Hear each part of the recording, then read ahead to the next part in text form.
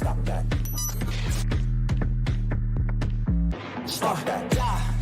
I hear him chat to the noise. Move too quick, can't stop for the talking. I hear him chat with the walking.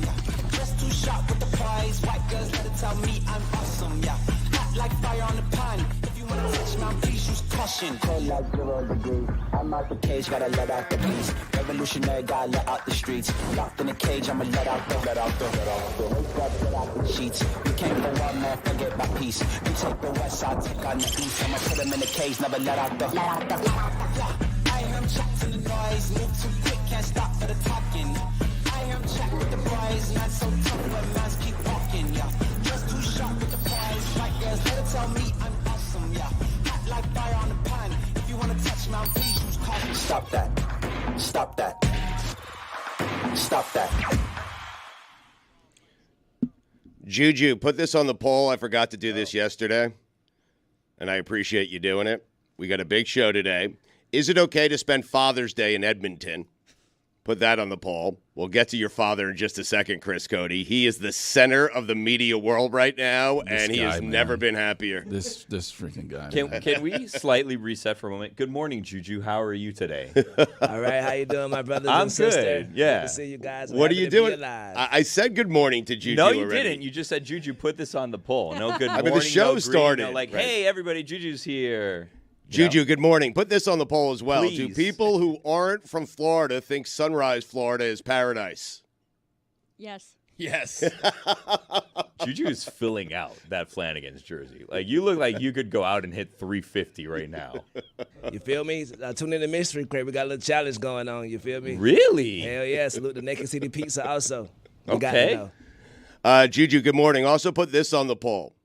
Okay, I smoke a lot. Let's pace for these polls. Yeah, a little slower. Juju, I'm just trying to sing the clean up father. yesterday's show because Jess made a statement. I agree with her. Is the foul on Caitlin Clark the most covered foul in the history of fouls? Oh, boy. Yeah, it is. Really? Yes? Malice at the Palace? Ooh, good Is that point. a foul? Or? Yeah, It was a foul. That's what started the entire foul thing. and ended as Was a that a malice foul? in That the was a Palace. malice. Yeah. I know there were several fouls there, but it was a Yeah. fight. It wasn't, It was a beer flying onto a player. No. It started with Ben Wallace's foul on Ron exactly Artest. Yeah. Right, yeah. And then all hell broke. And then Tinsley came out with a broom. with a dustpan. Yeah, Dustpan. Jamal Tinsley. Yeah. Ohio State, Miami, pass interference. That's a good one, right, Walt? Not a foul. Is don't it think the it was most discussed. discussed foul in the history of fouls? I don't know. It is. And I just wanted to stop, please. Did I'm just tired. when you were watching the Malice at the Palace Yeah. and you saw Steven Jackson's involvement, did you ever say to yourself, I will be a coworker with him one day? Because I did not. No. Okay. Who had that, Billy? I don't know if anyone had that thought. A lot going on that day, but never did I think that would be an outcome of that. I've often thought Same. that if you could take life bets, like I think that couple's going to get divorced. Like if there was like a life bet, like at that time you could have said, I want to bet that I'm going to work with Steven Jackson one day. You probably could have got some good odds on that. Oh, no doubt. Really? Do you do that with your wife, by the way, as it relates to other couples? Like, they're never going to make it. 'Cause Yeah. your marriage, you're in control of that.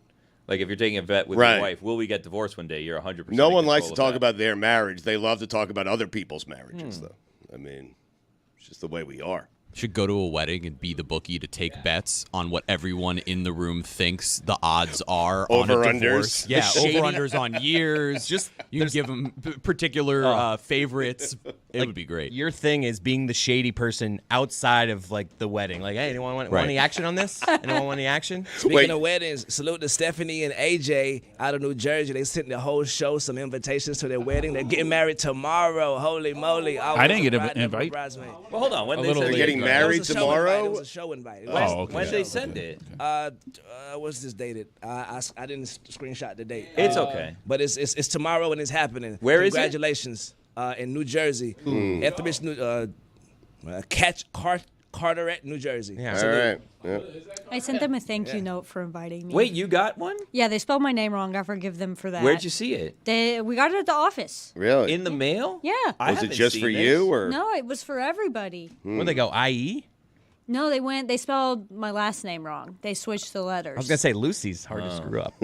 Did you spell their names wrong in the thank you note? No, I gave them a sticker of the Timu Tony with the picture of Taylor. Wow. Because I didn't want to give. I'm not going to Coveted. give you an actual gift because I don't really know you that well. I bought someone a can opener once that invited me to their wedding. I found their registry and I got them a can opener. Really? I wanted to get them something for inviting me, but I don't know you that well. I'm not going to break the bank. So I got them. They had a can opener, so I It's got something it. they wanted, right? Exactly right. Yeah. Clutch. It's on their registry. What do you want me to do? Stugotz gummies. I remember what the second poll was, Yeah. but I don't think Ro Valhalla. remembers what Yeah. the second poll was. He's I right, don't think wasn't I listening. remember what the second poll was. Okay, very good. Hold on, let me see if I have it here.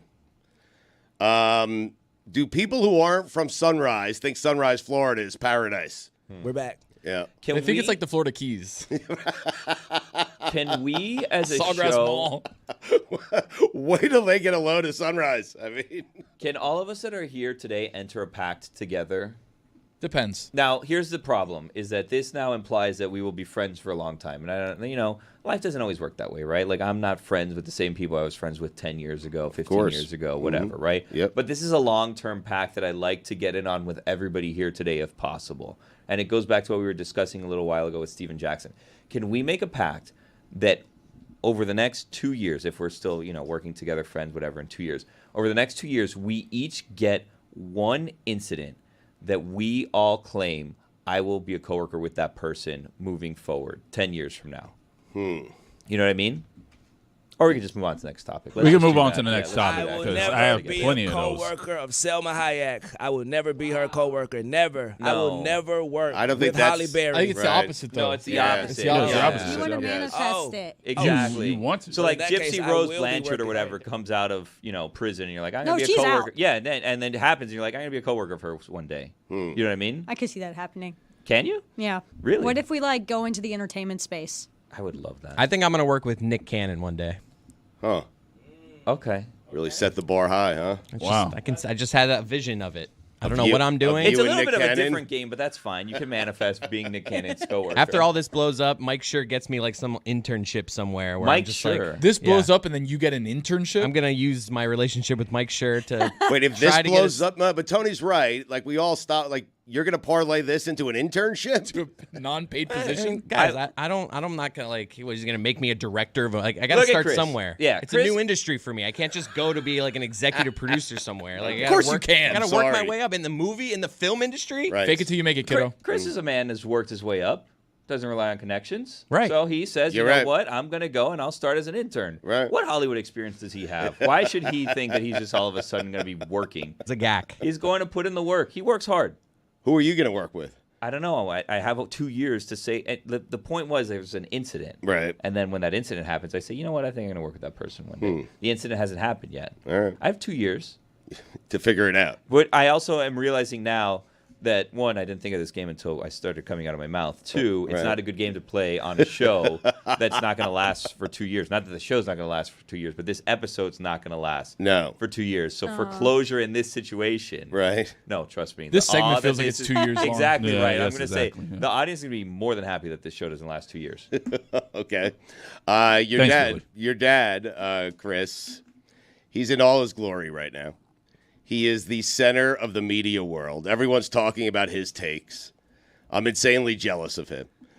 Set up the first one here. It is his take about Connor McDavid being overrated. So yeah, he wrote a column while admitting on air that he's watched Connor play probably less than 6 times. He wrote a column calling him overrated, saying he's played long enough, best player in the league. How is this your first Stanley Cup final? Pretty, I don't want to call it it's just a guy trying to do a thing. Whoa. Right? I mean, that's all my dad's He trying went to do there. through the stats. He poured through all the stats your dad did. Again, he hasn't seen him play less than 6 times. That's the point. Right. The point is, Doesn't matter. Looked through the box score, saw that he was great, looked at the championships, saw 0, said overrated. It was a take that I was kind of not the proudest of, but now that it's getting traction, and we're Right. about to play a clip here from Sports Centra, not Sports Center. It's No, still that- center. I know, but they they just spell it with the differently. R-E. It's Centra, though. It's No, Canadian. Spend Yeah. it center. Apologize. Yeah. It's like theater, like ERR. Theater. Right, yeah. Centra. I'm with Chris. Theater. That first part is in spelled the same. Canada, Same their Sports Center is spelled with an R-E, and they ran with my dad's clip. Here it is. Is this the most ridiculous hot take ever? This is Mick Ridiculous. Absolutely. Listen, I'm all about clickbait, reader engagement, pandering to the home crowd. I get that. And maybe it's working because here we are talking about it, so it's mission accomplished. But like, if you know anything about hockey, and I'm assuming Greg might, you know that one player, no matter how great he is, cannot get it done and win a Stanley Cup on his own. Not McDavid, not anybody. But McDavid clearly is the greatest player in the game. He is generational. He's one of the best offensive players in the history of the game already. He has proven that beyond a shadow of a doubt. So, Greg, I'm sorry. This is preposterous, outrageous, ridiculous, and just flat out wrong. So I know the Miami crowd might eat it up going up against McDavid, but if you are a hockey writer, some point you're going to look back at this article, this headline, and say, that was not my finest journalistic moment, because this is just ridiculous and wrong. I said all that yesterday. You don't know Greg Cody, my friend. You know what's ridiculous? That audio quality. Exactly. Maybe it's working. You're talking about his column on SportsCentra. Exactly, and it's smoke. Whoever was saying that, I ain't like how you said, Greg. I ain't like how you put the G on it. Oh, the condescending Greg? You see me Yes. smoking this up. Don't talk about my big dog like that. It's smoke. Juju, you're right. The first Greg, you're saying. Yes. Can we isolate? Can we isolate I'm gonna that? get it, It's hard to be intimidating when you're Canadian and you're like, a boat. It just doesn't work. Is that what you were laughing at during the entire? I love their accents, but they are not scary. The Greg was a little bit of like Rodney. Yes, it was. Tyler. A very condescending Greg, which Greg loves, by the way. He does. And if you go back and click on his column, months from now, years from now, just to, see what a jackass he was for writing what he wrote, he'll be fine with that. He called him a hockey writer. Greg. Oh, I love that. Ooh. Greg. How happy is your dad? I haven't talked to him yet, and he's going to join us later. Of course he in the is. show, but Yes. I don't know how he feels about it yet. I'm glad that he's joining us because I have an idea to kind of escalate the situation that I think your dad would like. So obviously there's an overrated chant that you do everywhere. It's very easy to add a mech at the beginning of it. So you should try, I think Panthers fans should try to get it going in the crowd. Overrated over and over again, right? You just add the mech at the front of it and really drive the Centras crazy up there. As he scores his 7th goal. I was just going to say, as much as I love what's happening right now, there is a poke the bear thing that we're doing here. Don't worry about that. What do you mean poke the bear? Although it is ridiculous thinking like Connor McDavid, this all-time great that needs a Stanley Cup, that he now is going to try hard, as if he wasn't going to. And what if my dad gets a shout out from Connor if they happen to win the series? Oh, that's best case scenario for your great, dad. yeah. Screw you, Greg. Yes. Is Roy, aren't you going to be in the locker rooms for post-game interviews? In the Panthers locker rooms. Yeah. Well, why? Okay, Hold on. You got to should get it, ask Roy. Connor, you know what I mean? This Dude. question. No, Roy, if Fair there's a and game balanced, 7, let's Exactly right down the middle. Roy, you got to go to both locker rooms. Yes, let's project out here, Roy. So it's game 7. It's in Sunrise. It's in Paradise, okay? Yeah. And A dolphin just swam by. We're actually looking at it behind you. That's the Sunrise ocean, right there. the river, everything. Stadium's right around the bend. And McDavid scores an overtime goal. The Oilers win the cup. Wow. Why are you doing this to me? Are you going to walk into because Greg would prefer this? Okay, it's the outcome he's rooting for. What were your thoughts on Miami Herald columnist Greg Cody calling you Mick overrated before the series? Well, he's going to be in the ice doing that, celebrating with the cup. So I'd rather not do that. Well, hold on a second. So you're never going to talk to the Oilers at any point during the series? No, I'm going to be in Why? the Panthers locker room. Because I'm going to be in the Panthers who's gonna locker be room. the Who's other covering side? the Oilers? Dwork? Who's going to be on the other side? No, we're both in the Panthers locker Well, room. hold on a well, second. yeah, That's what a sense does that redundancy. make? We don't Yeah. need two people. That's inefficient. What? Why not? Is it a credential thing? No, it's not a credential thing. Wait, He we're works for the sending hockey 2 news. reporters to go to the same locker room? Well, he's in there for the hockey news. Writing for the Florida branch of the hockey news. If I have to do it, I'll do it. 4. Compare notes. You know I'll what I get mean? I'll get a credential. I'm I asking tried. Connor. Roy kept me away from the Stanley Cup final. I didn't keep you away. The league kept you away. The deadline was on the 30th. I don't buy that. We should let Rose do it. Is Rose going? Yes. This Saturday, no, it's going to be Danny. Rose is out of town. Well, hold on Well- a second. Hold on a second. What? When did Danny get credentialed? He got credentialed the same time as me and Rose. Yeah, but why Billy didn't doesn't you- have one. Here's the thing that I don't understand. Again. You knew this deadline was coming up, and you know how much the Stanley Cup final means to me. Why did you not tell everyone when the deadline was for credentials? I did. When No, the window opened. You did. I told Carl. Lucy, did you know the deadline? Look, I'm our road person. I'm traveling all the events, and I didn't hear anything Right. about a credential deadline. Just I the told wedding. Carl. Just the Do I wedding. want to go to told Carl. Canada? Absolutely not. But still, I would have liked to have been asked. Yeah. Will you see? You're going on Friday to media day. Yeah, Will you see maybe Connor there?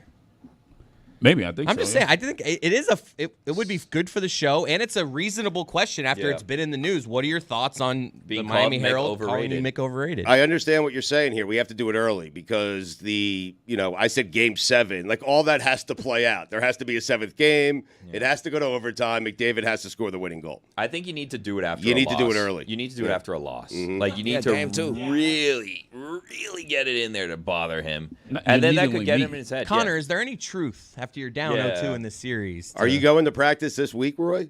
Friday, yeah. First day of practice. Are you going to Edmonton's practice, or no Yeah. one's going to that? You are. Yeah. Okay. Both That's- practices are at the arena. That's the time to do it. I Rose think. is our person, Yeah. I think. Rose Are will, you Mick overrated? Rose will ask But the Rose is question. out of town. Absolutely.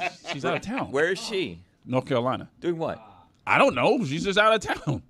It's a big opportunity for Ask Rose. her to change Well, it. hold on a second. She's She's one doing of our. with the USWL. She's with the Good Follow people or Christian Polanco. They're shooting for the women's sport. So she's doing important work. Thank you, Juju. But Yes. who's going with you to cover this? Danny. Okay, so Danny has to ask. Yeah. Yeah. Yeah, Danny asks. Yeah, Why can't Danny Roy needs to ask? Why That's what can't I'm Roy wondering, ask? too. That's I a don't good understand question. that. I Why think it's cannot- superstition. Is this superstition? Right. No, it's not a superstition. Like, I'll be. You know what? I think I can actually ask because the Oilers practice is after the Panthers practice, so I'll be able to ask. Well, hold on a second. Jeremy's going, right, for Bally's? Yeah, I will be So there. Jeremy should ask. All right. I don't know if I'll be at this pre-Stanley Cup media availability. Is anyone but covering I will be Edmonton? there. I I will mean- be Does there anyone wanna afterwards. work? Look, Roy covers. Does the- anybody want to work? Roy Yeah, covers journalism. the I'm Florida going to go there and Panthers. do it. Well, you're not credentialed You're not because credentialed. Roy didn't tell us Jesus the deadline. Christ. But if the show came up with a question that we want answered, wouldn't that be like top priority? Right. I would think. Who are you covering? Okay. Look, if My anybody show. see Connor McDavid, Let's ask him rewind. ask this. If you hear this, if you under the sound of my voice, if you see Connor McDavid, ask him this question. Roy covers the Florida Panthers, guys. On behalf of? Not the Edmonton My Oilers. show. Covers the Stanley Cup. They're Exactly called right. the Edmonton Oilers, It's the hockey not the show. Edmonton Exactly. Oilers, Panthers guys. show. Thank you. Tony finally gets it. It's called the hockey show, not the Panthers show. You're covering hockey. This is an international story at this point. Well, it was on Sports Centre yesterday. Well, as I said, the Oilers practice will be after the Panthers practice, so And? I will try to ask him. Do a double. How are you going to ask? Let's phrase this properly so that it's not asked, in a way that will potentially be offensive. Pretend Billy's Connor. Yeah, like the Yeah, HBO pretend I'm show. Connor. Roy, it's an easy question because you have Greg Cody. You have the umbrella of Greg Cody. It's not you asking it, it's him. So go ahead. Pretend No, I'm Connor. Right. What's up, fella? What's this all about? That's not how. So, Connor, there is a Miami Herald columnist named Greg Cody who called you overrated. What do you have to say about this? That Perfect. Greg Cody's a real peckerhead. I don't know. Now I we got our don't quote. think If you call him a Canadian peckerhead, insult. that'd I be don't amazing. think that's what they use. What do they say? Hoser. Did that? A real bellend, that Greg Cody. Is that right? No. He just Where is told he you. from? I don't know. Is he from England? Where is he Scotland? from? What? I don't know. He's Canadian. Oh. All right. You're right. Crody. Find the reporter, too. The guy who was on Sports Centra. Mike Johnson. Mike Johnson? Yeah, find him. Yeah, he's not going to be down here. What? Why? Why not? What? I don't understand What? hockey. What kind of Hockey- fan is he? They're not never. I Not a don't know, fan, man. even He a just did journalist. this thing from his house. I don't know. He's not going to go to the Stanley Cup final. Maybe, maybe not. What's I don't wrong know. with hockey? No one gets credentialed. How is this possible? Do they And they want can their sport fight. to grow? Except Danny. Well, that's. Well, Danny is Rose's backup. That's why he's credentialed. Well, that was not the only news that Greg Cody made yesterday. There was some other news as well. He also made, I love on a news broadcast, and finally tonight. I missed an end finally. And so in Oregon, my dad got to be an end finally of a news broadcast. Finally tonight, did you know that the state of Oregon and the country of Paraguay have something in common?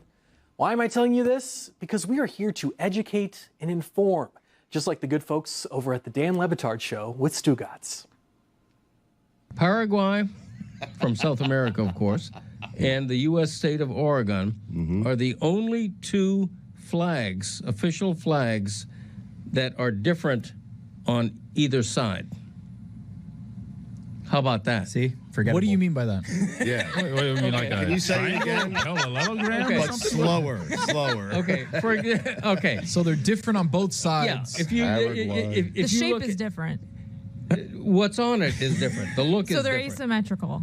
No. No. Both sides. If you look like at the on front of the flag and the back of the flag have different things Yes, on them. exactly. Oh, Right. Yes. I've never thought of the backside of a flag. Yeah, like the state neither. flag, the Same Florida here. state flag, the Canadian flag are the same on each side.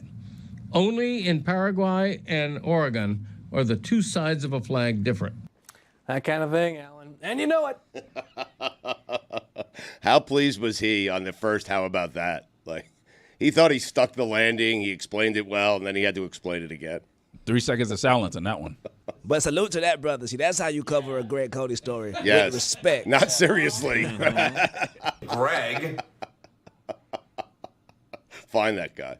Who you just are sending everyone to find everyone? What guy? I don't understand how Mike Johnson can go on SportsCentra, say what he said about Greg, and then not face Greg Cody. Because we know Greg's not going to Edmonton. So, I mean. Well, then you could argue, you don't know how Greg Cody would say what he said and then not go to Edmonton to face Mick overrated. But I That's love what's Greg. wrong with this generation, bro. There's a lot of computer behind the computer. Exactly talking, right. And all you want to do is talk and hide behind your screen. Nah, man, we want real smoke with you, Mike. What's his name again? Mike Johnson. Mike Johnson. Mike Johnson. If you don't come to the final, we're going to come see you, big bro. Oh, well, I don't know about But that. Juju, with that said, shouldn't Greg Cody be the one asking Connor McDavid the question? I Yes, mean, absolutely. he should go to practice on Friday, right? Right. I apologize. He should say, I called you overrated. What do you think? Mick overrated. Your dad would never do that, would he? No. No. Well, Greg doesn't like to make the story about him.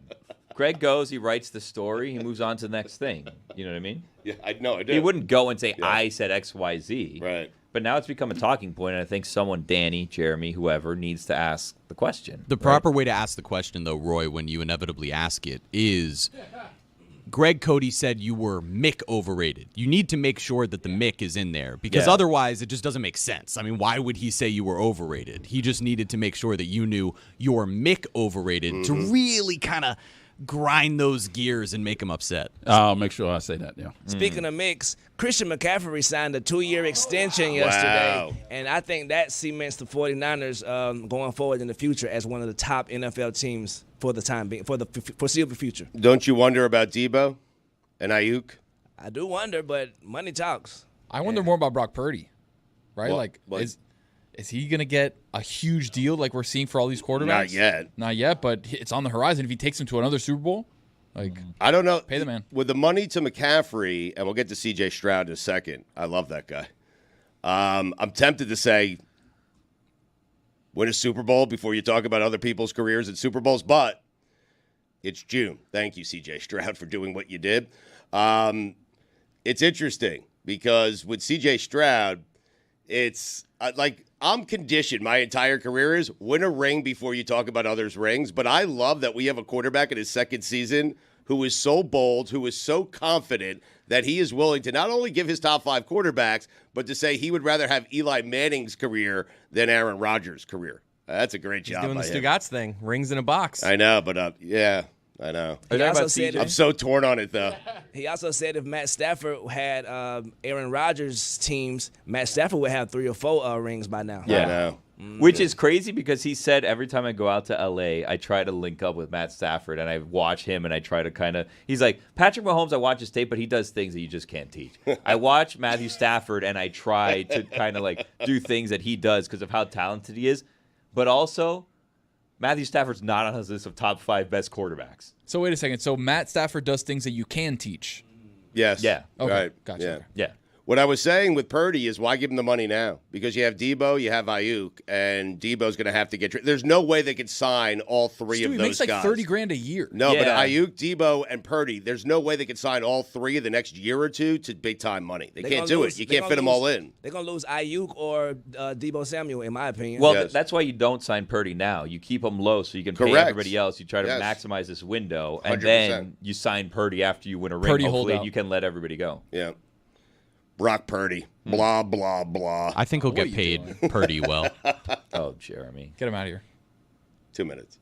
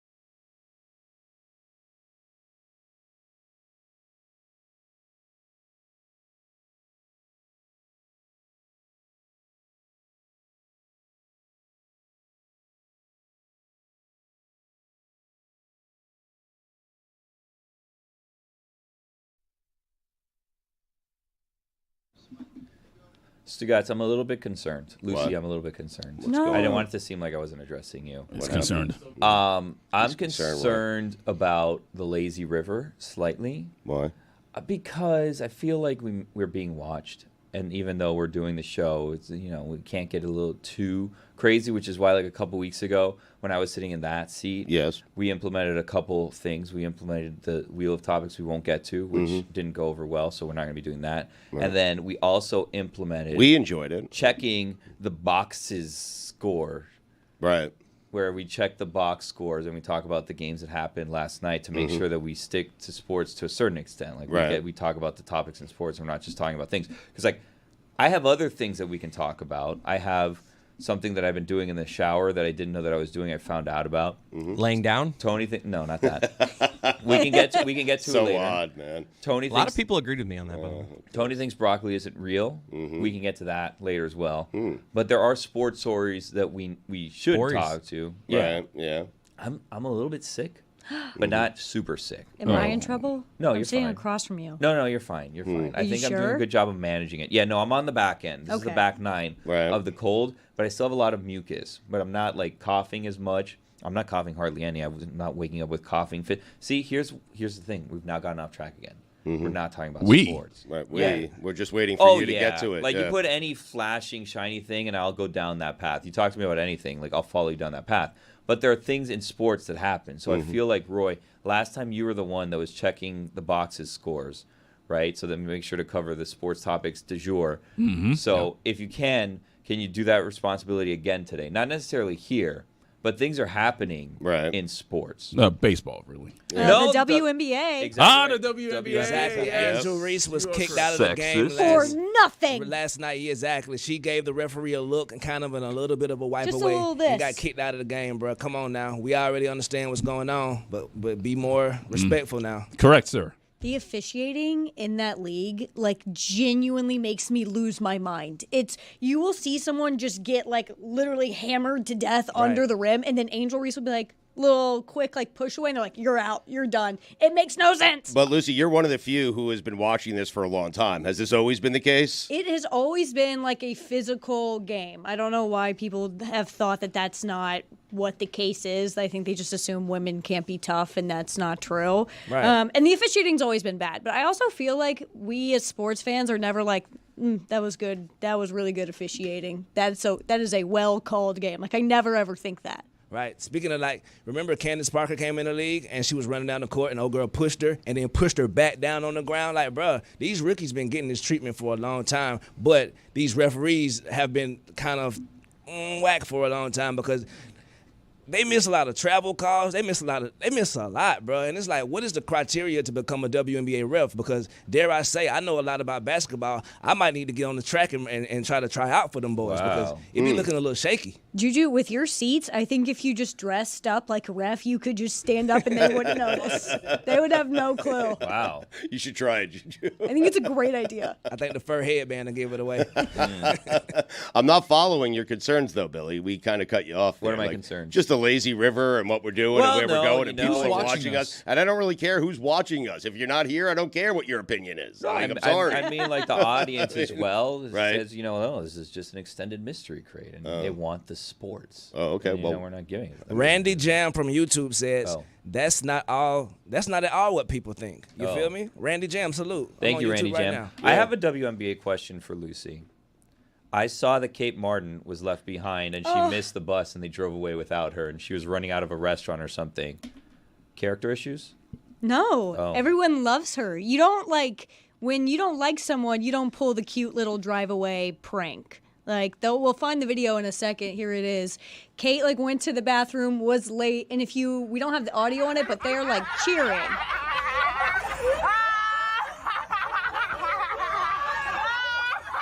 They love her so much. Yeah, this is good, clean fun. Yeah, this is great. You can tell by her reaction.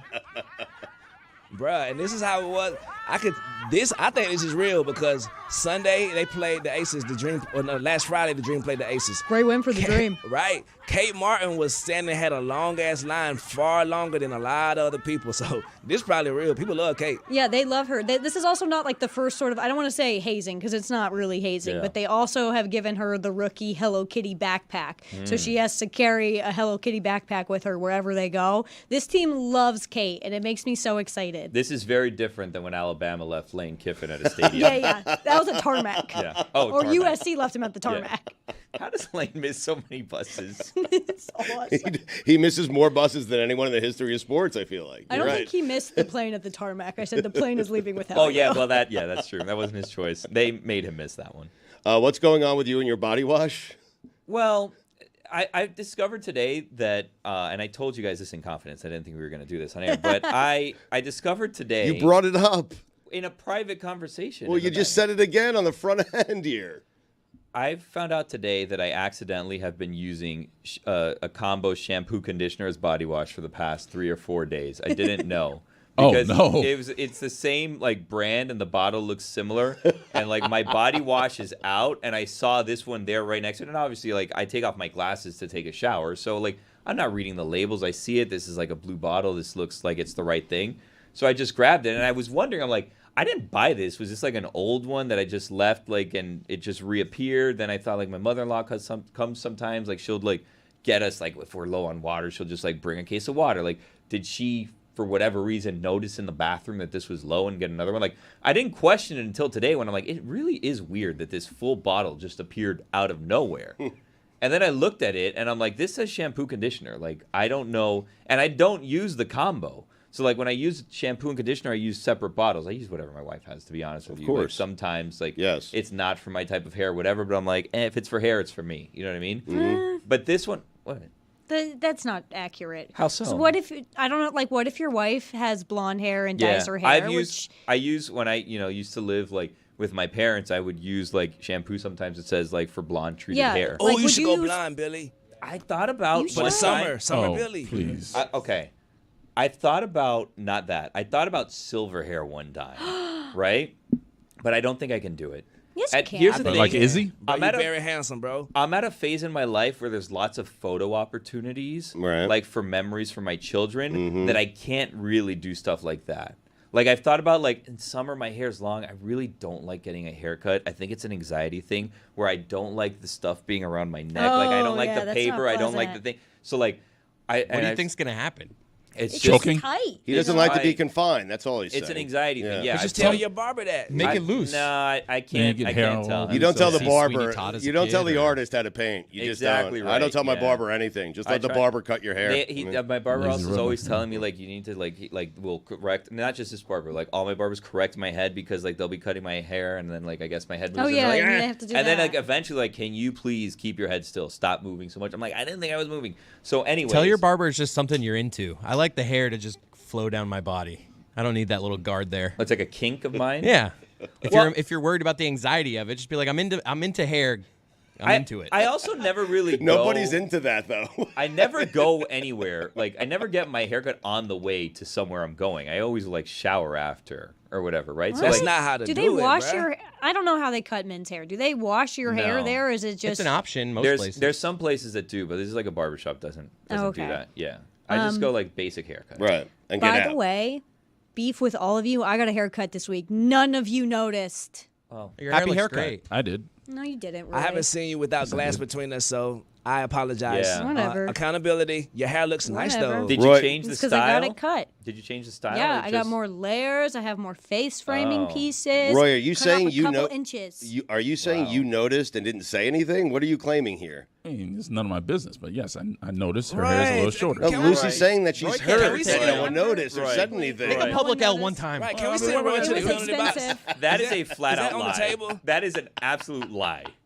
Is Like- penalty box on the table right now? No. For Roy? Because please, brother, like, you didn't know this. If What? you just, We had a full conversation this morning. Not one word about my new hair. I mentioned cut your off like bag. 3 inches. I mentioned your bag. You did, but that wasn't my hair. My bag was like $3. The haircut was really expensive. Did you like the place you went to? Yeah, it's lovely. The girl who does my hair is amazing. It looks so good. It's so soft right now. I cut off a lot. Yeah. It's documented. I was late as hell. I walked in and Stugotz didn't even say good morning, so I apologize still for all of us. Sorry. All of us. I'll see if I get over it. The other day, my mom got home from an appointment, and my dad's like, "Oh, your nails look great." She's like, "It was a haircut." Oh, wow. That doesn't mean her nails don't look great, though. Yeah.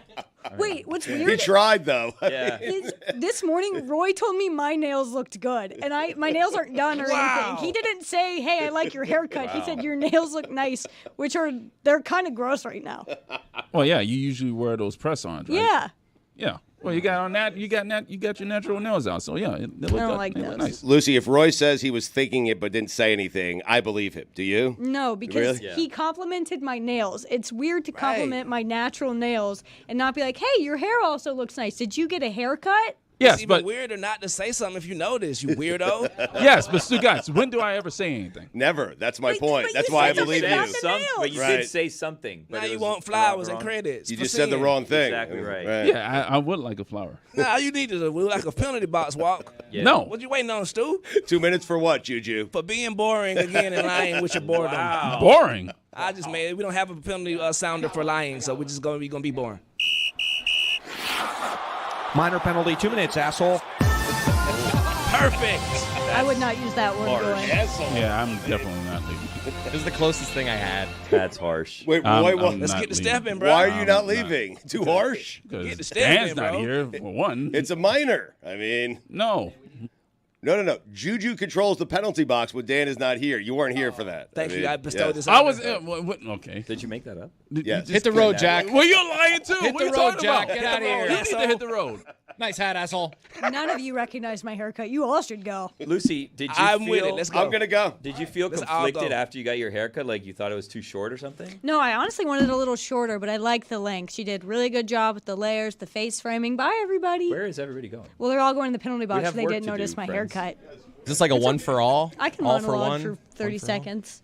Yeah, it was nice. I like getting my hair cut because I love when they do like we Yeah, get our when you hair get- washed and we have to like lay back in the chair like this, which is actually really uncomfortable. Does it but, ever like, drip down your back by accident? That No. happened to me once. I hated it's it. like every once in a while, I got like a steam treatment, which Ooh. was crazy. And What that's is that? I don't know. I didn't pay for it, but it Okay. was like they like were blowing steam onto my hair. I think my hair was really dry. Needed a lot of moisturizer, but it was fun, and I wish somebody would have noticed because I was super excited.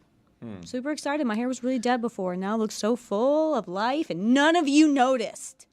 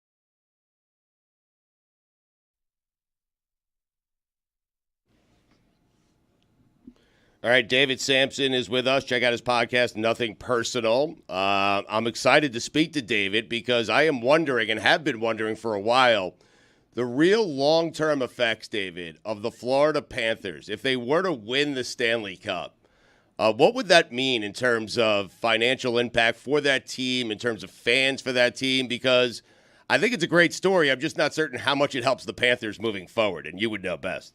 Yeah, it's actually going to help them a lot because they're still trying to recover from the Yormark years. And people may not remember, he used to be the president of the Panthers. And while I was president of the Marlins, they would drive us crazy under previous owners because they were giving away sponsorships. They were giving away tickets. And it made it look as though they had all these corporate partners, but the actual revenue was so low. And when you give tickets away, it's then hard to charge for tickets. And then Vinny Viola came in, and he has really been an incredible owner with Matthew Caldwell as team president. And they have set up the team both on the ice and off the ice to capitalize on this stretch and this window with their second straight Stanley Cup appearance. Their revenue is up, their local gate revenue, and this coming at a time when the TV revenue, with the bankruptcy of Fox Sports Florida or Bally's or whatever you want to call it, but they're making up for it with corporate revenue, ticket revenue, and they're charging what they should be charging. And if they win the Stanley Cup, then they get to even increase prices more than just being in the Stanley Cup. So you could get a $50 million bump in your local revenue next year. And that's all because they've done it the right way. It's pretty cool to watch. How much of a financial difference, David, is there in winning the Stanley Cup? Because we were talking yesterday, and Chris Cody was saying, I'm happy with my team making it to the Stanley Cup final year after year. And we made a reference to the Buffalo Bills. Like, well, would you rather be the Buffalo Bills who make it to the Super Bowl 4 years in a row? Or would you rather be the team that wins a Super Bowl, but then is, not relevant 4 straight years making it to the championship? So I guess how much of a difference does the championship make over having sustained success? Well, we talked about that with the Marlins and the Braves. You remember the Braves won one World Series during that huge run of 14 division titles, 14 in a row. And the Marlins won 2 World Series, but never made the playoffs. And what we agreed, and I had this talk with John Scherholz, looking back, you want to be the Marlins and have the 2 rings and then be nowhere the other 12 years. Looking forward, you want to have the opportunity to get the rings, so you'd rather have the 14 straight playoff appearances. I'm sort of the mind, I'm looking back because there's way more time spent looking back in life than there is looking forward, depending on age, but in sports, that's the case. So I'd rather have the rings. When it comes to price increases, it really depends. Winning the cup allows you to charge more next year, but in terms of this year's revenue, it's about the number of home games hosted. So you want to host all 4 games this series if you are Florida. That means going to a game 7. Interestingly enough, given a choice to win the cup in 6 in Edmonton or come host in 7, if you can guarantee a win, you'd rather host in 7. But since you can't, you'd rather win it in Edmonton. But I would think long term, though, like winning the championship also has a financial benefit in that you have a 10-year anniversary, a 15-year anniversary. You have merchandise that you can sell forever. Where if you're looking short term, like, yeah, we're in Billy, it you're every speaking year. his language. I mean, did you see how excited he got when he started talking about raising ticket prices? And the Panthers are celebrating the 30th this year. No, but yeah, you're celebrating the 30th of existing, right? But you can then celebrate the 10th. You celebrate the 50th year of the existing and the 20th year of winning a championship, right? And you offset that by a year or so, and then you just have these things that you can constantly be celebrating. You sell throwback jerseys and hats and patches and all of this stuff, and you have special days where if you make it to the Stanley Cup final 4 years in a row, you can raise ticket prices because there's the interest anyways, and you can say we're a contender every year. But if you don't win that championship, you miss out, I would think, on all that other future revenue, not just short term, but long term. Yeah, winning is everything.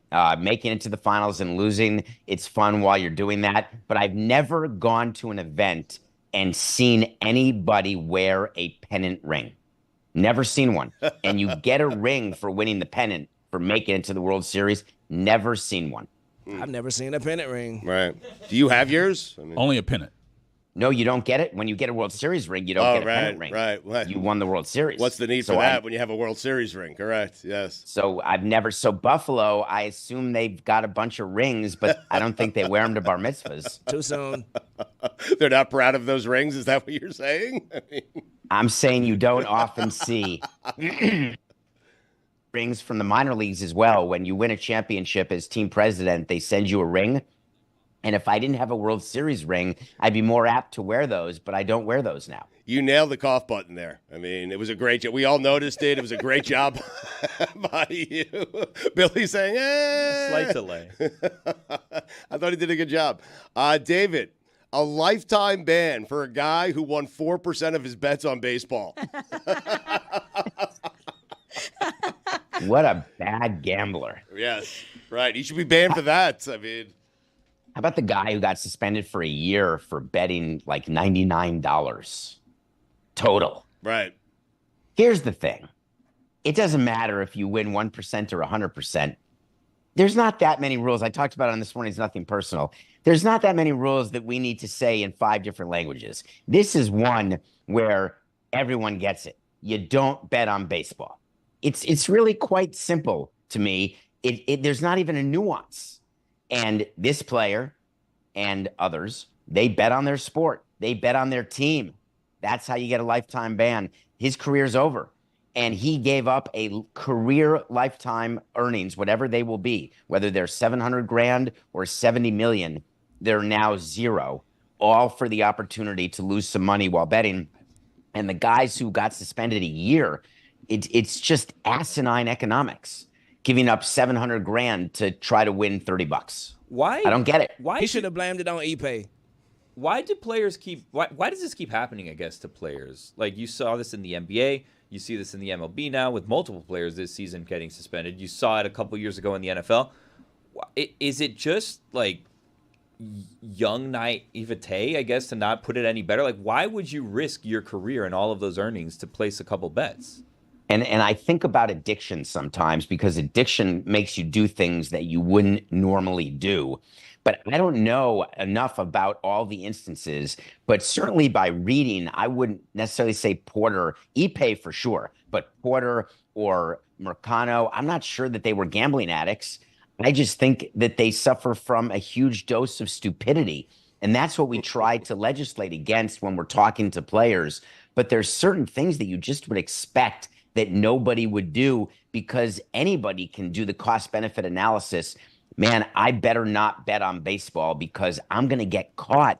It's not that I'm going behind Publix with my bookie. I have an IP address. I have an account. I'm on a network, DraftKings, that can find me in 2 seconds flat and turn me in. It is the most bizarre thing. So, David, yesterday, Florida decided that they are going to allow high school players to start earning NIL. Oh, my next daughter season. just missed it. I know, so close. Florida isn't the first state to do this. Missouri has done something like this as well. What can we expect to see both in Florida and the rest of the country? What are you laughing at? It was so upset. I am. I really am. Because not that it would be in an UTMA account for your daughter. What you're upset about is that you don't get to take advantage of the NIL that she would get from her talent and that you would use to buy cigarettes or to gamble. Bingo. That's funny. Yeah, it's all for her, David. Come on. Is that why everything is for her? Except the agent fee. All of your travels, all of your everything. I do it all for her. Yes. You're the father of the year. Well, thank you. I appreciate it. So it seems like free agency is now going to hit high school. We said on the sporting class and also on Nothing Personal and on this show, frankly, that all NIL is college free agency. Everyone's open on 1-year deals. As much of money as you can make, go get it. I guess that's what they're going to do in high school, where what Florida believes is let's get kids to come down here, go to high school here, whether it's IMG or St. Thomas Aquinas, wherever it is, they will get paid. And query, are these players too young? Does it open up a huge Pandora's box of parents, Stugotz, taking advantage of their high school kids in ways that are unsavory, nefarious, and overall bad for a career? I think that we are going to witness all of that take place.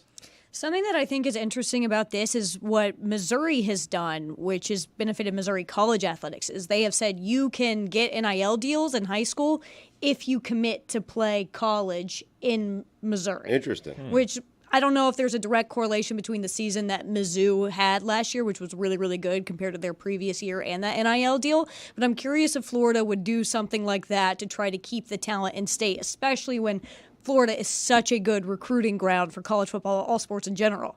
Yeah, I'm not sure that Florida has certainly competitions between schools, but Florida is a destination state for all these sports, for football, baseball, all of them, really, even basketball, given how great the Hurricanes have been. So that Missouri thing is interesting. It's you're bribing the high schoolers. Please don't leave. I know in Wisconsin, where I was born, they want people from Milwaukee to go to UW-Madison and play there, but they don't always choose it, and you feel like you're being shunned when someone from Wisconsin goes to Michigan, let's say, or someone from Missouri would go to pick a state, lose Oklahoma. You would just be upset about that. So interesting that now they're going to do over-the-table bribes to stay in state. Well, they're saying if you want to make money as a high school athlete in Missouri, you have to commit to a Missouri school. It's what Mike Ryan is working on right now for the state of Florida. In order to guarantee that Florida kids stay in Florida, he's going to start paying Florida kids. No, I was joking. But that's all. They're not bribing them. They're just saying if you want to earn money, you have to commit to a Missouri school. But that seems impossible to legislate with the transfer portal as well, right? And with the fact that commitments don't actually mean anything right now, right? How long do you have to stay? Periods. Well, they can't. Who's even enforcing this? Like, who's the body that would enforce this? Because the NCAA seems to have lost complete control over where people are staying, where they're playing and stuff, right? So how are you going to tell a high school kid, hey, you can make money in high school if you promise that you're going to stay here, and then think that they're actually going to? It happens once you've signed. So, like, once you have signed, hey, I'm going to play football for Mizzou, then you can start earning those benefits from high school. Oh. So you'd have to sign as a junior with Mizzou? Yeah, you could. I would assume that it's probably more of a thing for seniors just because they sign normally, your senior year, but you could sign earlier. I think it's based on signing, and I don't know if there's anything with the transfer portal or not, but if you play at Mizzou for a year and you transfer out, they can't take the money you earned in high school. Commitments seem so ticky-tack right now, though, anyways, They right? are. Like, it doesn't really mean anything to be committed to That's school. free agency. Yeah. That's the business we are in right now, and NIL has caused that. You all got what you wanted. You have free agency in college, and now it's going to be in high school, too. Let's be honest. Who's signing up to stay in Missouri? Nobody is the answer. I love St. Louis. St. Louis, right. That's one city. That's Missouri. Name all the other places you've been to in Missouri. Go ahead. What is this game? Jefferson City. He can't. Look at him. He can't. Kansas City? Kansas City. Kansas. Well, nothing personal. Check it out wherever you get your podcast. David Sampson is the host. David, we appreciate your time as always. Thank you. Bye-bye. See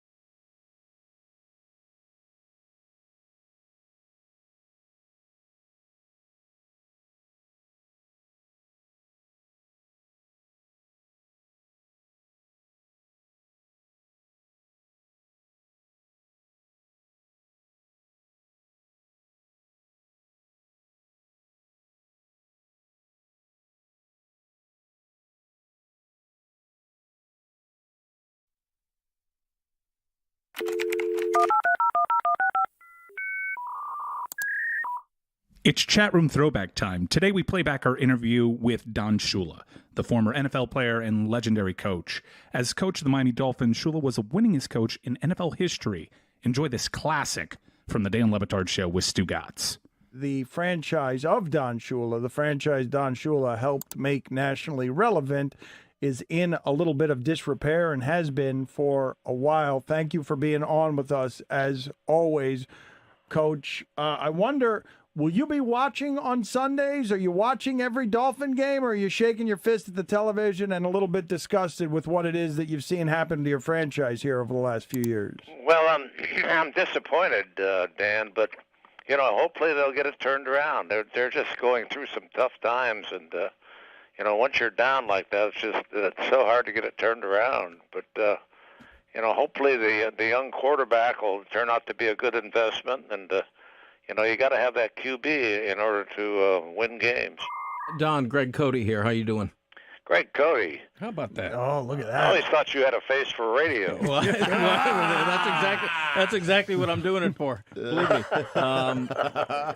Don, you started Marino about midseason in '83. Fifth game. Yeah. Right now they're throwing the rookie right in there, even though his supporting cast isn't so great. Do you have any thoughts on whether this is the right thing to do, or whether you think that Tannehill would be better served by waiting a little bit, maybe even a lot, before getting to start?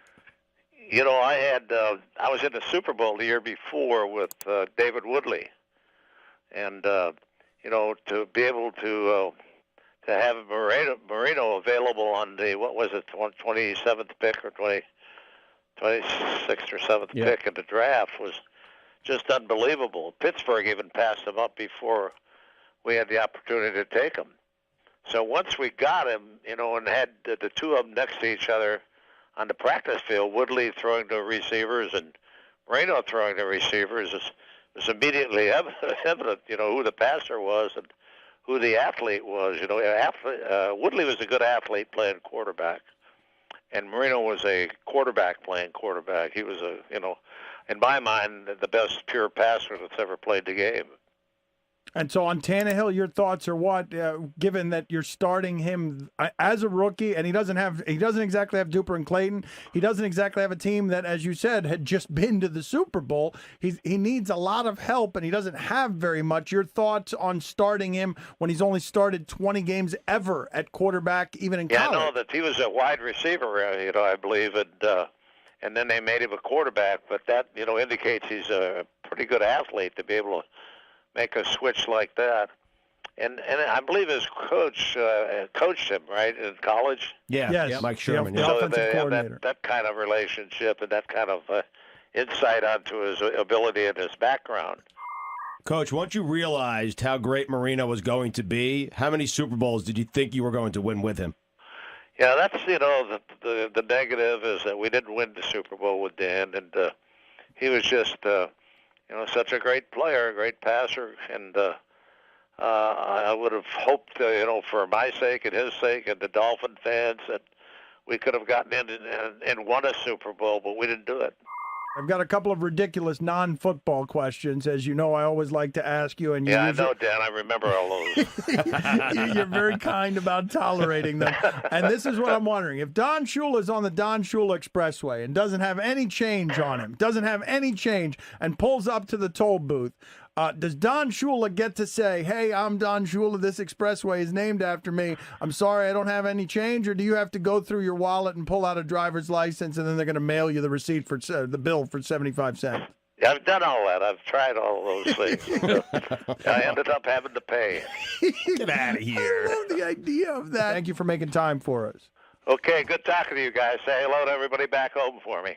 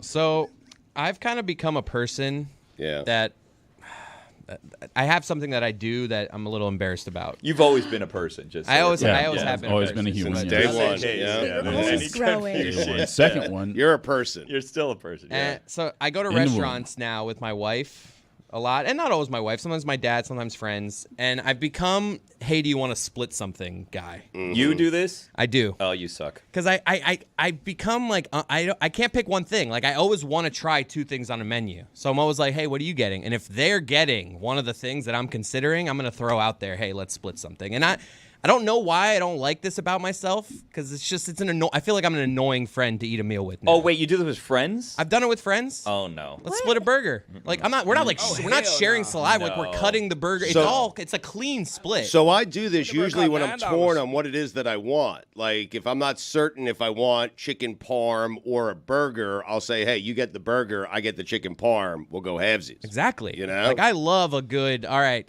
my wife's going to get a Philly.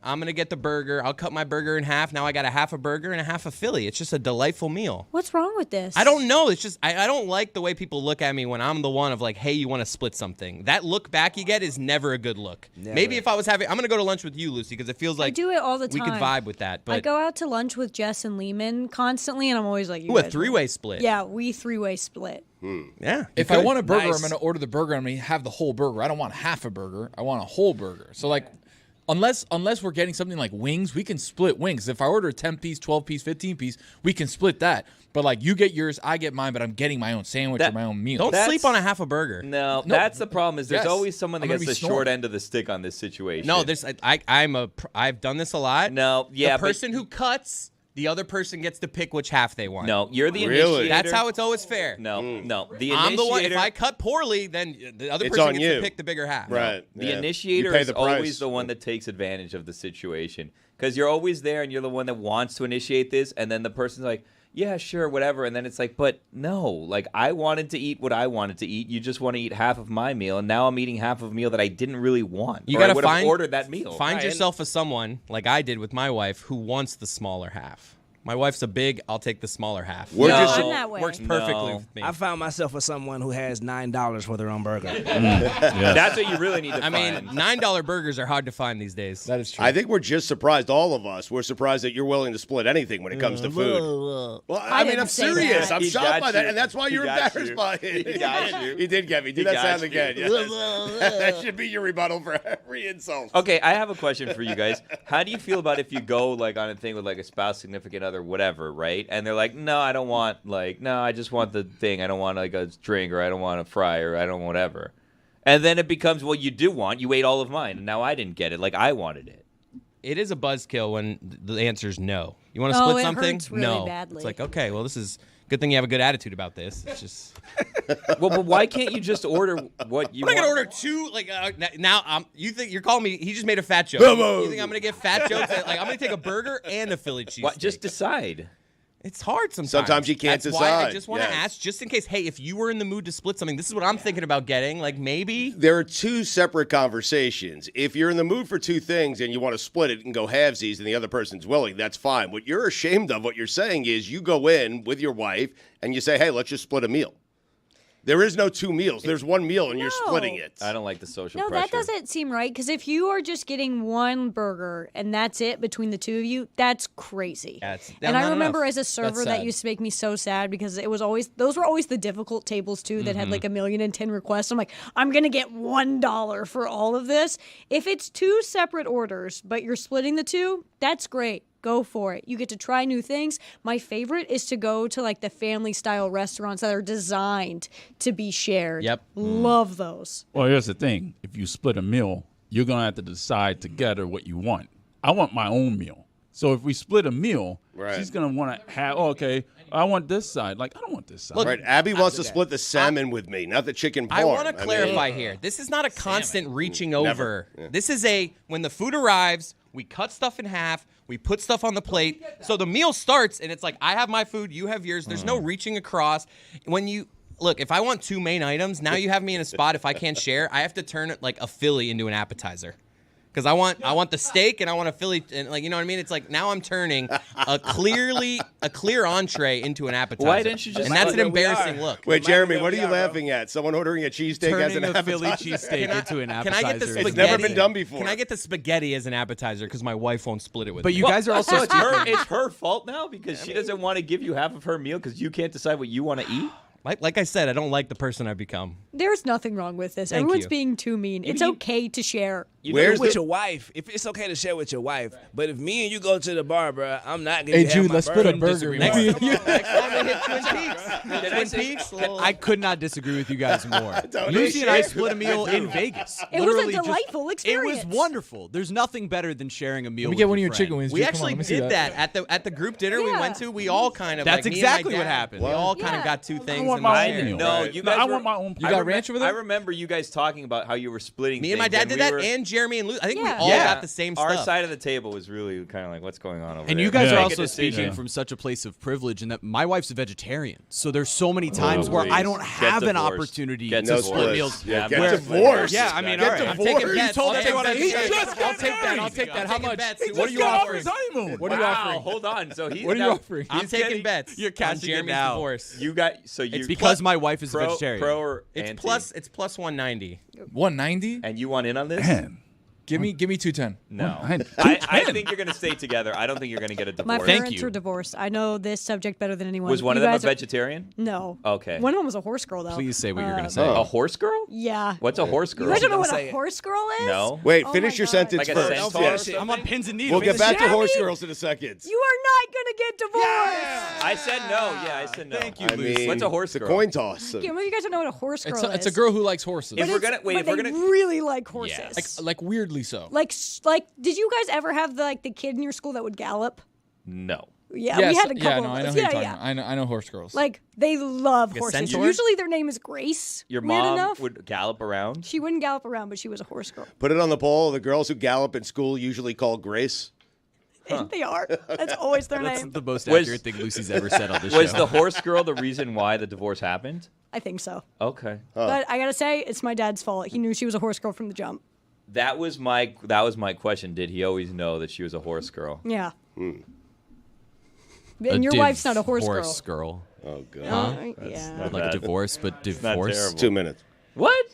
You're not in charge. It's Juju, okay. it's up to Juju. I'm sorry. There's also a lot of gene horse girls. A lot of genes. Yes. Yeah. It's a Yeah. huge part of it. Yeah. They all dress the same, sort of. Well, I'm talking about the name, like yeah, he meant the Eugene, name Gene. Like Yeah. Gene, Jean. Oh, yeah, I don't know any Not genes. Grace. Yeah. I know a lot of genes. You know a lot of genes? I'm from the country. I grew As up in the horses country. or people? I went to the a school of agriculture and horticultural sciences. Really? Where we had to fish and stuff for grades. So yeah, well, I You had know to a lot fish of- for grades? You dig me? That's Wait, crazy. hold on a second. That's a You went to a class. school where Well, you I don't had know to if it go. was- I don't know if we got an A or a B, a A minus, but the activity was fishing. So we all went out and dug holes and like catfish would come out of the hole. Really? That Hell feels yeah. like pass or fail, like not really a grade.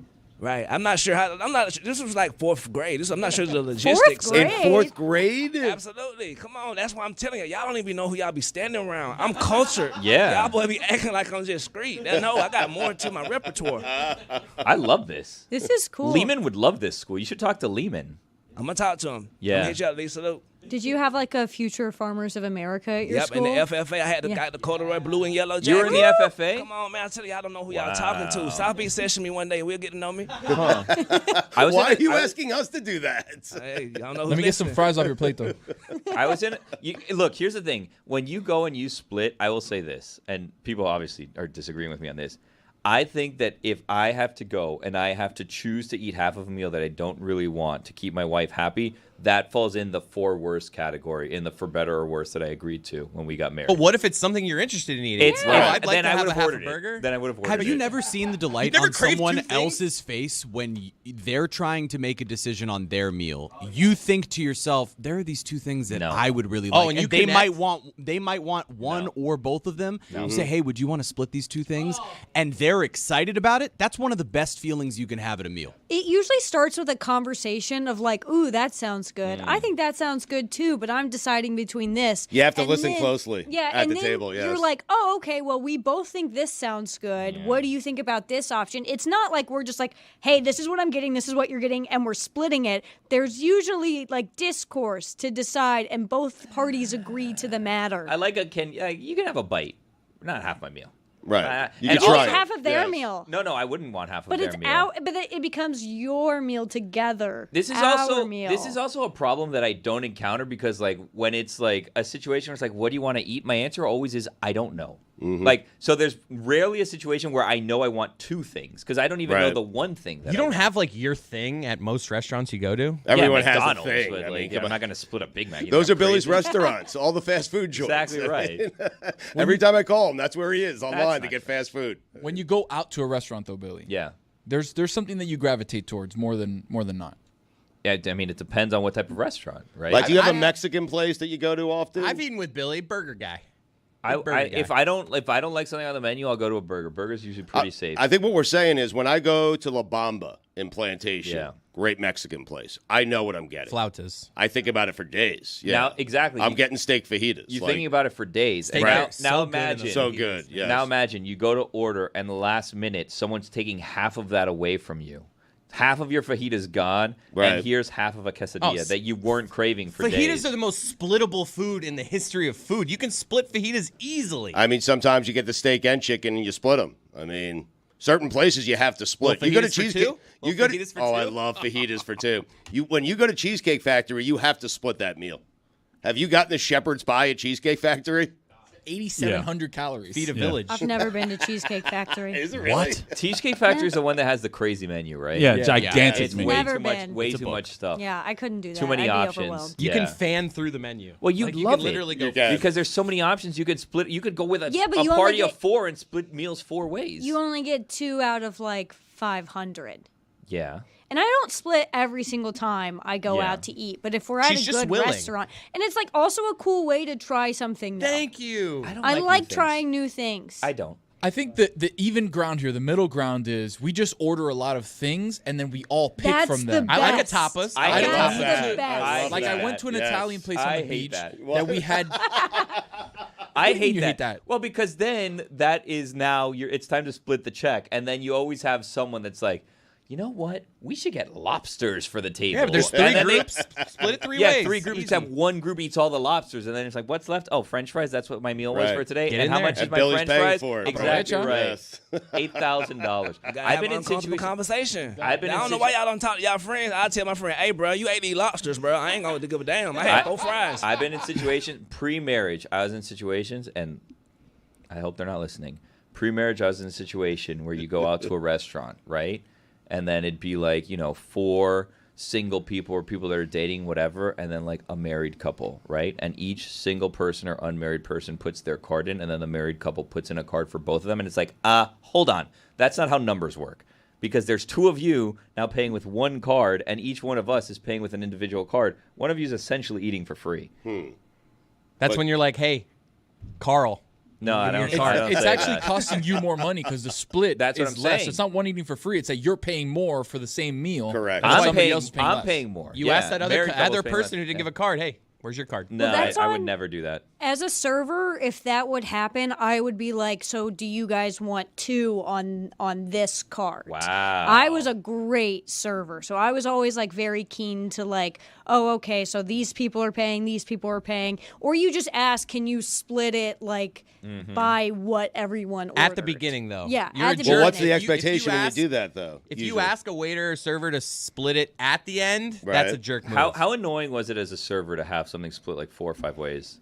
I think it wasn't my favorite thing. It's not like incredibly difficult. I think the worst is when you would be like a table of 10 and at the end they'd be like, it's going to be 10 separate checks. And I'm like, well, guess what? It's going to be 45 minutes before you get your check. And then Yeah. they get pissed because you took so long to get their check. You didn't tell me ahead of time that there were 12 separate orders here. That's the key. And then you Say it have ahead to- of time and yeah, you're good. you have to like go through the system and be like, okay, so he got a Diet Coke and he got a burger, and then usually you forget who ordered what, so then you have to go back and be like, okay, so who got the buffalo chicken wrap? Like, right now you're doing long division by the fries. Now you're like putting letters next to things like this one's mine, this one's mine. If it's 5 people or more, you need to say it ahead of time, or 6. Do you ask or ever ask, or is that then like rude? Sometimes I do ask, but I think for the most part, people are pretty good about it. Yeah. If it's like less than 5 people, if it's like 4 of you and you're like, hey, can you split this 4 ways? Yeah, it takes a little time, but it's not that much. I don't really care that But much. Billy, in your scenario, if you're single going out with a married couple, like 2 is 1 when you're married. That's it. They're No, putting it's in their not.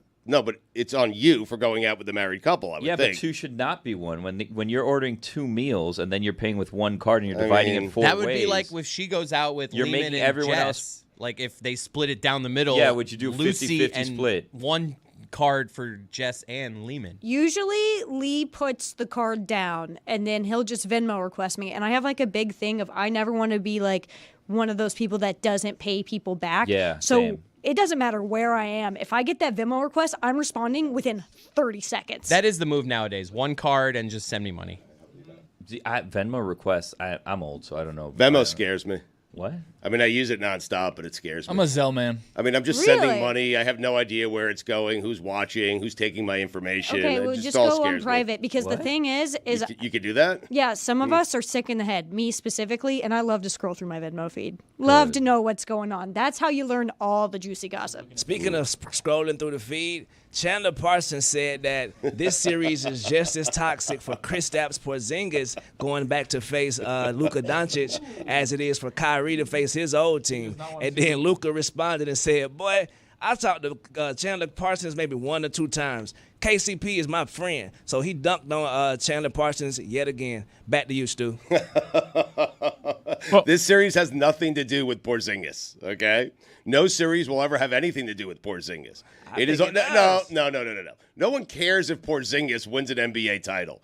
Porzingis doesn't have to win an NBA title. He's not exacting any revenge on any team. He's Kristaps Porzingis. This series is entirely about 2 people: Jason Tatum, Kyrie Irving. That's it. It's not even about Luka. Really? There is no pressure on Luka to win this. I care so much. There is 0 pressure on Luka Doncic to win this NBA title because we all assume he's going to win one at some point. But Kyrie's won 1 too. Like I don't know what you're doing with Kyrie there. There's no pressure. He's won a title. The storylines are, can Jason Tatum finally win a title, and can Kyrie win a second title, one without LeBron James, and get back at the Celtics? That's the Those are storyline, but that's we don't. People make the storylines. The storyline really is: can the Danny Ainge years transform it into the Brad Stevens years? Can y'all get it done, man? Like Mike said the other day, can y'all do it in 1080p? Because it's been a while since anything was possible for Kevin Garnett. It looks like it's time to do it, dog, because y'all having a great team who advances far in the playoffs every year. I think it's the organization that needs to prove themselves. As much as Jason Tatum, but if he have a mediocre series and win, we're not going to be like, oh, Jason Tatum, you a fraud. If he have a mediocre series and lose, we're going to be on his head. You feel me? Mm-hmm. But if he has the mediocre series and wins, he wins. Like, he wins. But then the narrative is what? Jason Tatum didn't do it. It had to be somebody else. It had to be the help from somebody else. Bro, I believe if he have a bad series and they win, it's okay, bro. That's why you got this team. That's why your team is number 1. You got Derek White. You got backups on the bench. Peyton Pritchard put in good minutes. You got Drew Holiday already got a championship pedigree, and he going to be the one defending Kyrie Irving. And in my opinion, that's one of the best people to try to defend. So I think it's a team effort, bro. Jason Tatum, do not fall for this where you think you got to be Superman and fade away. That's what's wrong with him. He listening to y'all. He ain't no pressure. Pass the ball and drive that guy. Did we hold it against Steph Curry when Iguodala won the MVP? Because I'm like imagining a scenario where Jaylen Brown dominates the series and he wins the MVP. He gets the credit.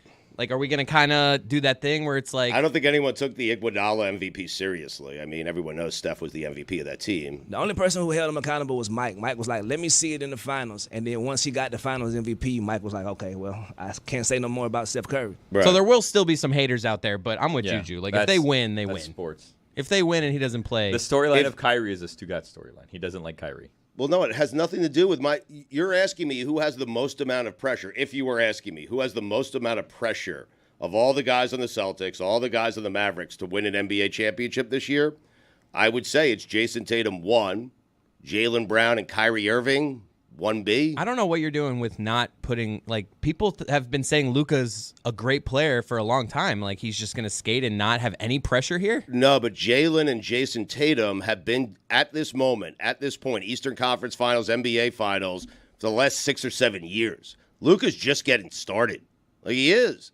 We didn't do this to Tatum after the first one. It took 6 or 7 years. We'll start doing it to Luka 6 or 7 years from now if he hasn't won one yet. But this year, he'll get a pass, especially if he loses to that team. That team has been historically good. Especially if he also loses. If Jaylen Brown already promised Taylor Rooks like 5 championships by now. Yeah. So I think he under a lot of pressure as well. So you're right, bro. Stu, it's already been 6 years for Luka, right? In 6 years, when he's 12 years Yeah, but not in the league, 6 years knocking on the door, though. Sure, but like this is house money because he was a 5th seed? They weren't supposed to make it here. There was so many better teams in the West. Well, that's kind of what I'm saying. He's a top 5 player in the league, though. I get what you guys are saying and that this is first time here and we don't really crush people the first time. But if you're a top 5, the best scorer in the league, I just don't understand how you're 5th in pressure in this series. Because it's his first time here. They made it to the conference finals before. This is his first time in the NBA finals. And because the Celtics have been here 6 or 7 years now consecutively, it's all about whether or not they're going to finally win the championship. If they do it at Luka's expense, it's okay. Luka lost to a historical team and took a team by himself, well, with Kyrie, a 5 seed, to the NBA finals. Like, I think people have said, hey, Luka's done enough. Like, he's great, he's awesome, and we'll move on to this in a couple of years. But this year, it's all about whether or not the Celtics will win. How could you see it any other way? I'm not even certain there is another way. It's the same grace that the Timberwolves have kind of gotten. It's like once they beat the champions, they within themselves was kind of cool and it showed on the court. Right. And they was kind of relieved that, well, at least we got past this. I think that the same thing from the public opinion is with Luka. We see Luka making it to the championship as this thing that nobody expected. Nobody had this, so we give him credit. But like Chris said, bruh, Dan Marino would like a word, bruh, because you ain't just going to get here. You might want to do something about it. Mm-hmm. Stu, are you saying that now next season, now because he took a 5th seed to the finals, now he's in the finals, now the expectations start ticking for Luka next season if he doesn't win here? Yes. I'm saying if they lose this year and Dallas makes it back to the Western Conference Finals or the NBA Finals, yes, then Luka he'll start to feel that pressure. So right now, no pressure. The moment this is over and they lose, pressure. This is a house money series for Luka, in my opinion. Like a house money. He cannot lose even if he loses. He just can't. I mean, he's the reason they're there, and he's never been there before. You have to go there a couple of times before we start questioning whether or not you can do it. You have to go there and lose a couple of times, and that's what Tatum has done, and that's what Jaylen Brown has done. Kyrie's pressure is different. Can he do it without LeBron? That's a different kind of pressure. Do you believe LeBron when he says he's mad as hell that he's not teammates with Kyrie anymore? Or do we think he's kind of rewriting history there? A little revisionist history. Revisionist history from LeBron especially there. on Tuesdays. Why are you calling him a liar? Because wasn't it his fault that Kyrie is no longer playing with him? Did we forget that? I mean, allegedly. Look, given the option, LeBron at 38 or 39 or whatever he is now, saying, hey, you want to be teammates with Kyrie now? He'd say absolutely, right? But if you go back in time to like 2017 or whenever the trade happened, yeah. Right, this is another one of them LeBron. What do you expect LeBron to say? No? Nothing. Like somebody asked him probably, like, what, I'm mad as hell. Yeah, that's nothing's always an option. Like, he can always just say nothing about a situation, but right? that won't get clicks. Why does he need clicks? Why does he always need Greg Cody says stuff for clicks, exactly not LeBron right. James. Oh, don't bring that up. You guys don't know LeBron. Oh, Greg's already taking a victory lap. He's retweeting the article saying, hey, I heard all of Canada's mad at me. Here's the article that got them mad. Check it out. Yeah. Good God. Well, he's going to join us, Greg Cody, will, at 11:15. But coming up wow. next, I'm very excited for this. The voice of the Stanley Cup, the voice of the NBA Finals, Sean McDonough, Mike Breen, together next.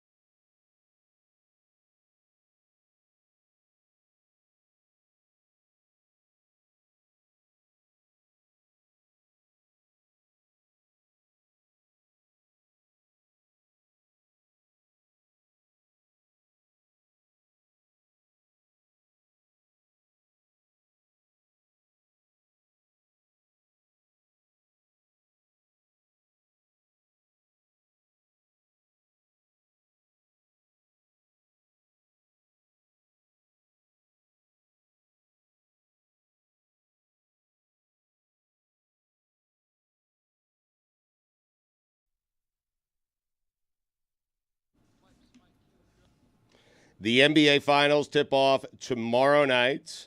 Very much looking forward to that series. The Stanley Cup Finals right down here in Sunrise, Florida. That gets underway on Saturday night. The Panthers taking on the Edmonton Oilers. Greg Cody will join us at 11:15 to talk about the overrated Connor McDavid. Mike Breen is with us, voice of the NBA, voice of the NBA Finals. Sean McDonough is with us. He will be calling the Stanley Cup. Sean, I will start with you. Do people who have never been to Sunrise, Florida, Sean, do they think Sunrise, Florida is paradise? Absolutely. 100%. It's a great place. We're looking forward to getting back down there. Dan couldn't be here, by the way, because he's interviewing part 2 of his interview with George Sedano out in L.A., so he could not make it. I apologize. And Mike Breen seems to be very upset by this. He thinks I duped him, and I did not. Bamboozled, he said. Bamboozled, but Mike has been on with me so many times without Dan, and I'm surprised that I got the reaction that I got, Mike. I'm hurt. Well, we didn't find out that Dan wasn't going to be on until about 15 minutes before. I tried to cancel. I didn't think it mattered, yeah. I changed my mind. By the way, Sean's background amazing. Is so much better than mine. Already I'm number 2 here. I mean, that's just a place to be. I would like to say this.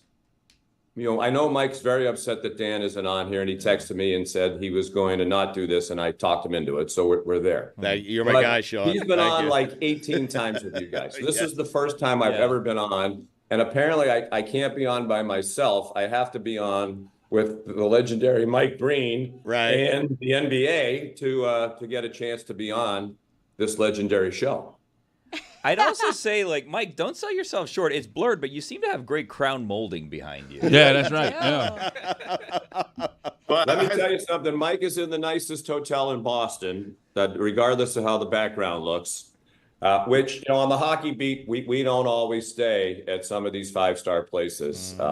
There are a lot of 5-star choices, as you alluded to, in Sunrise. So there's that. But we don't always get to stay at the 5-star places. How'd you guys, if you don't mind me asking, and I'm not certain if you guys actually got together for dinner last night, but Sean has to get finger surgery. He made it to dinner. He's getting it today, by the way. He told me that. And he's getting it today. Not flipping off you or your Oh, I love that. Can you give me the finger right now, please? I want to see that. That's finger. one of the great things. I get to hold the mic on national TV like this. And friends of mine say, you're flipping off North America. No, it's just, I don't know about you, Mike, but I'm so used to holding the mic with my right hand. The producer would say, can't you just hold it in your left hand? But I can't. Listen, it's not a coincidence that that's the finger. It's from overuse of using it at so many people over the past. But I'm wondering. Well, you know what's the problem? I cannot legally drive now in Boston since I can't use my middle finger. That's. But I am wondering here, guys, because you were supposed to have dinner. I don't know if Mike made it. I know Sean did. Now he's here doing the interview. He has to get surgery. He's a hockey announcer. That's a hockey announcer, okay? Did Mike Breen make dinner last night? By the way, with a nod, Stugotz, to the hockey playoffs, and probably to the NBA playoffs as well, I'm referring to this as a mid-body injury. We're not allowed to be specific about injuries. It's an appendage problem. Got it. And by the way, Sean, don't feel obligated to call him that name. I refuse to call him that. It's Jonathan. That's how you should. Jonathan. Wow. Only my mom called me Jonathan, but I'm good with it. Yeah, I'm good with it. So did Mike Breen make it out to dinner? Mike, I actually crashed Mike and Doris's dinner. Wow. They were sort of the warm-up for me, and then I went over, and because nobody else would do this, I had dinner with PJ Carlesimo. So I just stopped by to say hi to Mike and Doris. PJ, one of the nicest people I've ever met. No, you get out more. That's not true. Okay. I'm sorry. What has PJ done to scorn both of you? I mean, no, you're right. He's a great friend to both of us. He's a great friend to anybody. But his dinners last 4 to 5 hours, and if you have a game coming in the coming days, it really cuts into your preparation time. When you guys as broadcasting legends go to dinner together, do either of you ever order a meal and beforehand you order different meals and decide, I'm going to eat half of this meal and you're going to eat the other half and we're going to split it and combine our meals? Well, first off, when we have dinner, this has become a tradition. The entire dinner we talk in our announcer voice. Yes.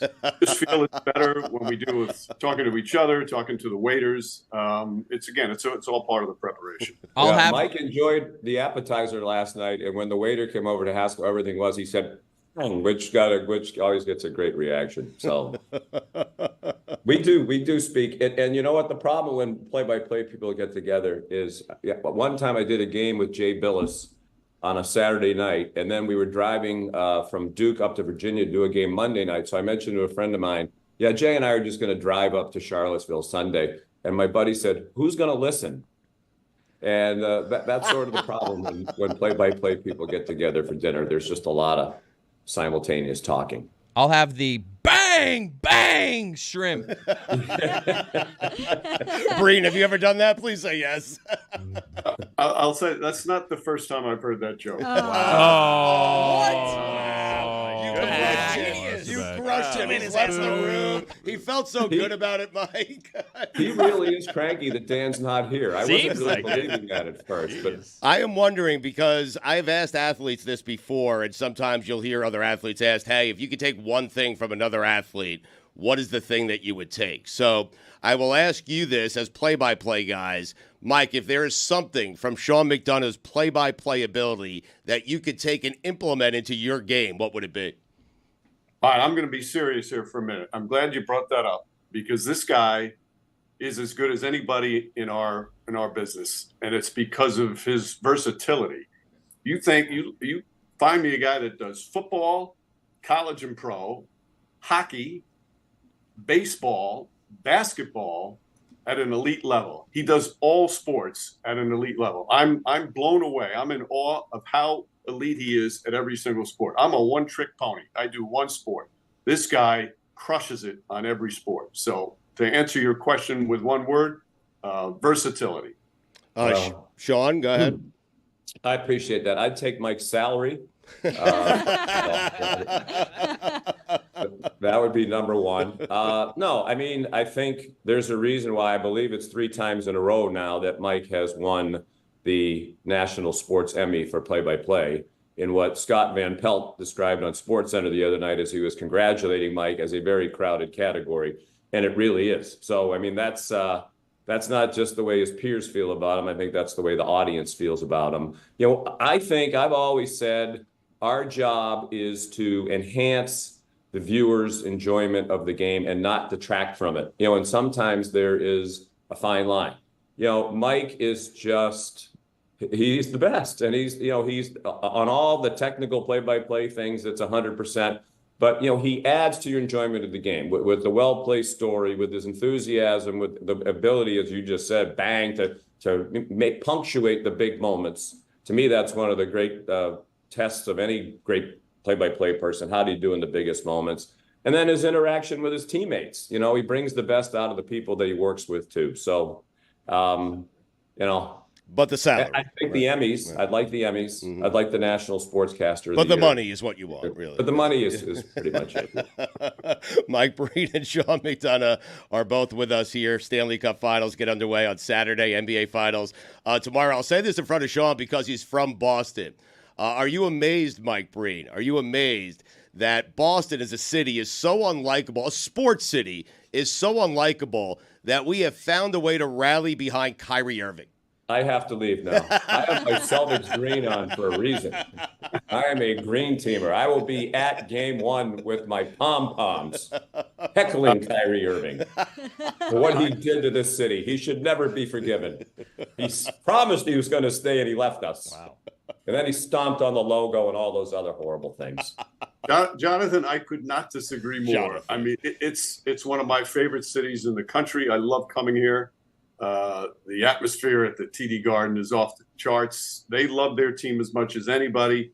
And as you know, when fans have this unbelievable love affair, sometimes it becomes irrational. But that's the way it is in all the great towns. But this place it's an amazing place to be during, not just in the arena, but walking around town, going to the restaurants last night. They're so into it. It's, to me, it fires me up. But I think we were talking about this right before you guys came on, and I love Boston. I went to school in Worcester, Massachusetts. I'm just saying, as a sports town, other cities. University. Clark University, very well done. Excellent school. Yeah, I went there though, Sean. 3-point record. No. When people don't get into Syracuse or Fordham, they go to Clark. Wow. That happens. It's okay. Well done by you. But we were discussing right before you both came on. I was saying that Luka has no pressure to win an NBA championship this year. That I think it's all squarely on the Boston Celtics and Jason Tatum. Mike Breen, I'll start with you. Do you agree with that? I don't understand the whole thing. Now, clearly they have pressure to win because they're in the finals, and this is their ultimate goal, and neither one of them have done that. But I just don't understand how it's going to make or break their reputation. I mean, Michael Jordan won his first title. He was 28. It was his 7th year. LeBron James won his first title. It was his 9th year. He was 27. I mean, Tatum's 26. Doncic is 25. You know, if neither one of them, you know, obviously one of them's going to win, but the one who doesn't win, maybe they don't win next year, but then maybe they win 3 or 4 in a row. I mean, to put that kind of pressure on somebody in their early 20s or mid-20s, and especially the kind of success Tatum has had, yes, he's fallen short. I never understand that. Obviously, the goal is to win the whole thing, and that's what they're trying for. But let their careers play out before we talk about, you know, did they come short of their potential? Sean, what do you think as a fan, as someone who grew up in Boston? Well, I think if they don't win, Jason Tatum's going to have to leave town. That's pretty much it. No, I agree with Mike. You know, he's a great player, one of the best players in the NBA, and obviously Doncic is too. I just don't want to sit too close to courtside tomorrow in case Doncic just starts screaming at people sitting near the court like he did in the Western Conference Final. But I do think there's a little bit of a narrative here in town. Yeah, Jason Tatum's great, but we need him to be great when it matters the most. And obviously, this is when it's going to matter most. Celtics have been kind of around the championship conversation for several years now with this nucleus. And it's a lot more of a team than just Jason Tatum. I think they have a terrific team that Brad Stevens and the group have built here. But, the certainly here in town, if they don't win the championship this time, it'll be a huge disappointment. And I think Tatum will take a lot of the blame for that, whether it's fair or not. Big Brother Breen, I think the pressure is on the front office, the Brad Stevens, and all these draft picks that they've spent to get to this point. So what do you think of that? I think that it may not be on Jason Tatum to perform right now, but I do think that front office should show and tell right now. Well, the front office has done a magnificent job. He didn't win Executive of the Year, but you could have made a claim for it in terms of what they brought in. And again, here they are. They're in the finals in a year where nothing short of the finals would have been. I mean, that's all that mattered.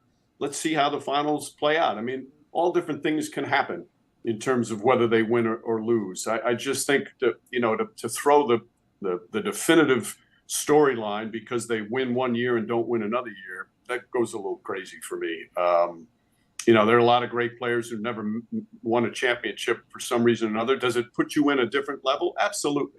If Jason Tatum averages 10 points a game in the finals and shoots 22% and they get swept, okay, then he deserves to be criticized. But let's wait and see how he handles himself. Let's wait and see how the whole series develops.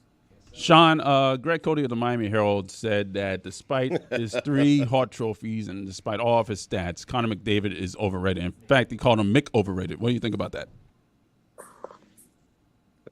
Do we even have to respond to that? No, we don't. We don't. I think you don't have an opinion. He was saying it through the prism of he hasn't been in the Stanley Cup final yet. He's the best maybe player I was just going to say, right, there's the parallel to Jason Tatum and I guess to a lesser extent to Doncic that, he's in his 9th year. He's only 27 years old.